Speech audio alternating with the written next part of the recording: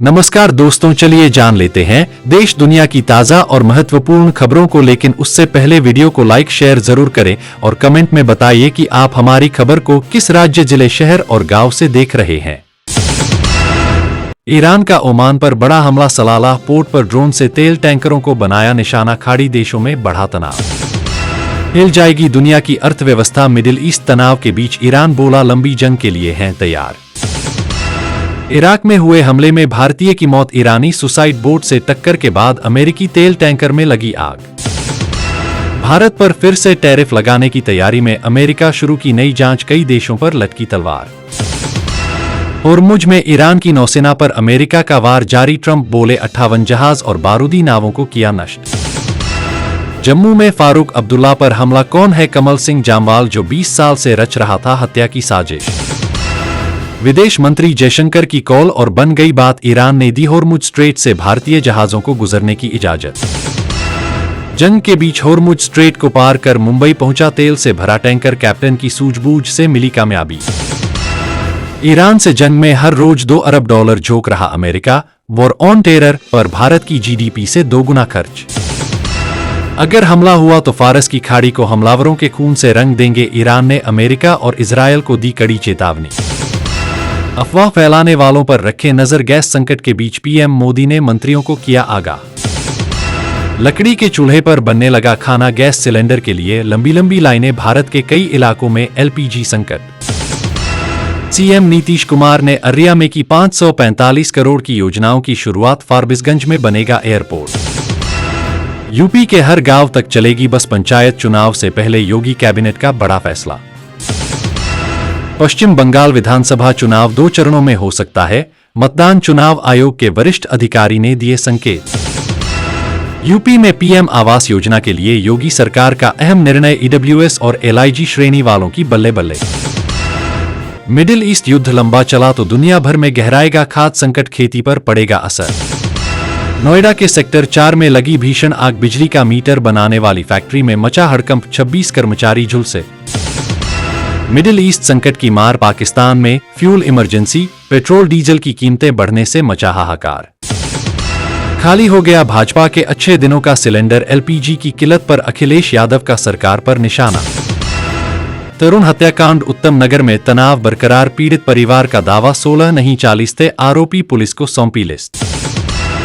सपा नेता आनंद भदौरिया ने संसद में कहा, सलाम करते हैं खामेनेई साहब को जिन्होंने आपकी तरह घुटने नहीं टेके। एमपी में कर्मचारियों को बीमा की बड़ी सौगात, 25 लाख तक का कैशलेस हेल्थ इंश्योरेंस होगा कवर। सरकार का नया फार्मूला, होटल और रेस्तरां को देंगे लकड़ियां, वन निगम को निर्देश जारी। मुख्य चुनाव आयुक्त ज्ञानेश कुमार के खिलाफ महाभियोग प्रस्ताव ला सकता है विपक्ष, नोटिस पर 180 सांसदों ने किया साइन। भारत खुद संकट में, फिर भी बांग्लादेश, नेपाल और श्रीलंका को दे रहा तेल, क्या यह पीएम मोदी की 5S रणनीति। देश के किसी भी पेट्रोल पंप पर तेल खत्म नहीं, पेट्रोलियम मंत्रालय ने कहा घबराने की जरूरत नहीं। यूपी के अंबेडकरनगर में ट्यूबवेल के कमरे में सो रहे वृद्ध की पीटकर हत्या, खुलासे के लिए 3 टीमों का गठन। झारखंड में 15 मार्च के बाद बदलेगा मौसम, 6 जिलों में गरज के साथ होगी बारिश। ईरान का ओमान पर बड़ा हमला, सलालाह पोर्ट पर ड्रोन से तेल टैंकरों को बनाया निशाना, खाड़ी देशों में बढ़ा तनाव। खाड़ी देशों में जारी तनाव के बीच ओमान के सलालाह बंदरगाह पर बड़ा ड्रोन हमला हुआ है। इस हमले में तेल के स्टोरेज टैंकों को निशाना बनाया गया है, जिससे इलाके में अफरा तफरी मच गई। शुरुआती रिपोर्टों में इस हमले के पीछे ईरान का हाथ बताया जा रहा है। भारत पर फिर से टैरिफ लगाने की तैयारी में अमेरिका, शुरू की नई जांच, कई देशों पर लटकी तलवार।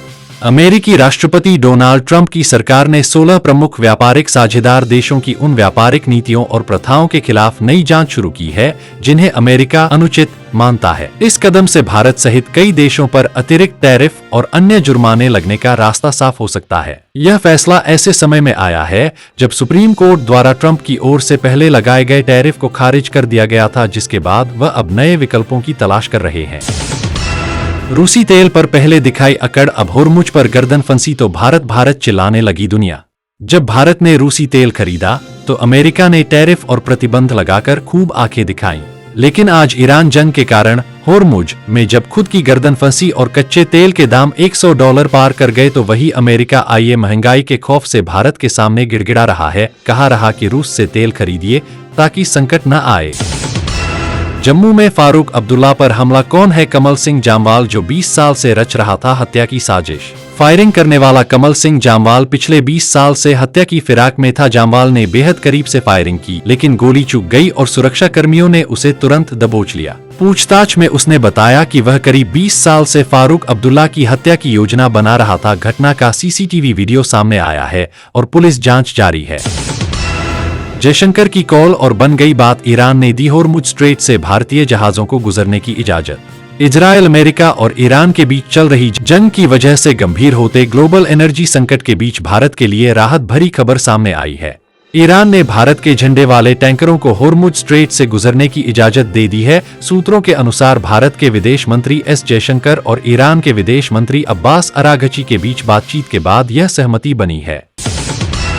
अफवाह फैलाने वालों पर रखे नजर, गैस संकट के बीच पीएम मोदी ने मंत्रियों को किया आगाह। ईरान में जारी जंग के बीच देश के ज्यादातर जगहों पर गैस को लेकर खासी किल्लत देखी जा रही है। एलपीजी सिलेंडर की लंबी लंबी लाइनें लगातार सुर्खियों में हैं। इस बीच प्रधानमंत्री नरेंद्र मोदी ने अपने मंत्रियों से कहा है कि कुछ लोग मौजूदा स्थिति को घबराहट की स्थिति बनाने की कोशिश कर रहे हैं, ऐसे लोगों पर कड़ी नजर रखी जाए। उन्होंने कहा कि संभावित संकट को लेकर भारत की तैयारियां बहुत मजबूत हैं। लकड़ी के चूल्हे पर बनने लगा खाना, गैस सिलेंडर के लिए लंबी लंबी लाइनें, भारत के कई इलाकों में एलपीजी संकट। ईरान, इजराइल और अमेरिका की जंग की वजह से दुनिया भर के लोग परेशान नजर आ रहे हैं। इस जंग का असर अब आम लोगों के घरों तक पर पड़ने लगा है। इस जंग की वजह से देश भर में एलपीजी की किल्लत हो रही है। लोग सिलेंडर लेने के लिए एजेंसियों पर लंबी लाइनों में खड़े नजर आ रहे हैं। देश के कई राज्यों में हालात खराब हैं। यही वजह है कि सिलेंडर की सप्लाई पर रोक से होटलों और रेस्टोरेंट्स बंद होने की कगार पर हैं।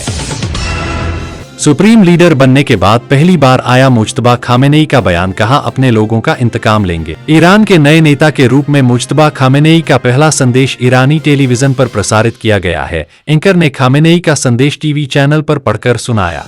खामेनेई ने संदेश में स्ट्रेट ऑफ होर्मुज की नाकाबंदी जारी रखने और मिनाब स्कूल के बच्चों सहित शहीद हुए लोगों के खून का बदला लेने पर जोर दिया जाएगा। पीएम मोदी ने ईरानी राष्ट्रपति से की बात, कहा भारतीयों की सुरक्षा हमारी सर्वोच्च प्राथमिकता। प्रधानमंत्री नरेंद्र मोदी गुरुवार देर रात ईरान के राष्ट्रपति मसूद पेजेश्कियान से की पश्चिम एशिया संकट पर बातचीत की। ईरानी राष्ट्रपति के साथ बातचीत में पीएम नरेंद्र मोदी ने बढ़ते तनाव, नागरिकों की जानमाल की हानि और नागरिक बुनियादी ढांचे को हुए नुकसान पर गहरी चिंता व्यक्त की। तेल संकट पर ट्रंप का अजब गजब बयान, बोले जब भी तेल की कीमतें बढ़ती हैं तो अमेरिका खूब पैसा बनाता है। ईरान और इसराइल, अमेरिका के बीच जारी युद्ध के चलते दुनिया भर में तेल संकट खड़ा हो गया है। इसी बीच अमेरिकी राष्ट्रपति डोनाल्ड ट्रंप का इस तेल संकट पर अजीबोगरीब बयान सामने आया है। अमेरिका के राष्ट्रपति डोनाल्ड ट्रंप ने कहा कि तेल की बढ़ती कीमतों से अमेरिका को आर्थिक लाभ हो सकता है। ट्रंप ने ईरान को दुष्ट साम्राज्य बताया। उन्होंने चेतावनी दी कि उसके परमाणु हथियार बनाने की कोशिशें पश्चिम एशिया ही नहीं बल्कि पूरी दुनिया की स्थिरता के लिए खतरा बन सकती है। बंगाल विधानसभा चुनाव में सीपीआईएम क्या प्लान बना रही, इन दो बड़े नेताओं की टिकट कटने की संभावना तेज। पश्चिम बंगाल में होने वाले विधानसभा चुनाव से पहले वाम राजनीति में एक अहम संकेत सामने आया है। माकपा के दो वरिष्ठ नेता मोहम्मद सलीम और सुजन चक्रवर्ती के इस बार चुनाव नहीं लड़ने की संभावना जताई जा रही है। पार्टी की राज्य सचिवालय बैठक में इस मुद्दे पर चर्चा हुई, जहां दोनों नेताओं ने चुनाव लड़ने की बजाय संगठन और प्रचार पर ध्यान देने की इच्छा जताई। आगरा में अमोनिया गैस का रिसाव, बच्चों को उल्टियां, बेहोश हुए लोग घर छोड़कर भागे ग्रामीण। यूपी के आगरा जिले में बृहस्पतिवार रात कोल्ड स्टोरेज से अमोनिया गैस का रिसाव हो गया। गैस की चपेट में आकर ग्रामीणों की तबीयत बिगड़ने लगी, बच्चों को उल्टियां होने लगी। बिहार में नई सरकार के गठन का फॉर्मूला तैयार, नीतीश के इस्तीफे के बाद निशांत बनेंगे उप मुख्यमंत्री। बिहार में नई सरकार के गठन का फार्मूला तैयार कर लिया गया है। फार्मूले के मुताबिक सीएम नीतीश कुमार 8 या 9 अप्रैल को मुख्यमंत्री पद और विधान परिषद की सदस्यता से इस्तीफा देंगे। इसके तत्काल बाद नई सरकार का गठन कर दिया जाएगा। ऐसे में वर्तमान डिप्टी सीएम सम्राट चौधरी नए सीएम हो सकते हैं। सम्राट की सीएम नीतीश से नजदीकी भी है। हालांकि उक्त नेता ने कहा कि फिलहाल मुख्यमंत्री पद के लिए औपचारिक तौर पर कोई बातचीत नहीं हुई है। बंगाल और केरल चुनाव की तैयारी तेज, उम्मीदवारों को लेकर पीएम आवास में हुई बैठक। आगामी विधानसभा चुनावों को लेकर भाजपा ने तैयारियां तेज कर दी हैं। प्रधानमंत्री नरेंद्र मोदी के आवास पर पार्टी की केंद्रीय चुनाव समिति की बैठक में पश्चिम बंगाल और केरल के लिए उम्मीदवारों के नामों पर चर्चा हुई। सूत्रों के मुताबिक बंगाल की करीब 160 सीटों पर विचार किया गया और लगभग 140 सीटों के उम्मीदवारों पर सहमति बनी।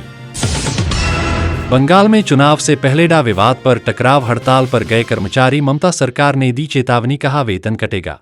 पश्चिम बंगाल में महंगाई भत्ता के बकाये को लेकर राज्य सरकार और कर्मचारियों के बीच टकराव बढ़ गया है। कर्मचारियों के एक वर्ग ने 13 मार्च को हड़ताल का आह्वान किया है। इस पर राज्य सरकार ने चेतावनी दी है कि जो कर्मचारी बिना कारण अनुपस्थित रहेंगे उनका वेतन काटा जाएगा।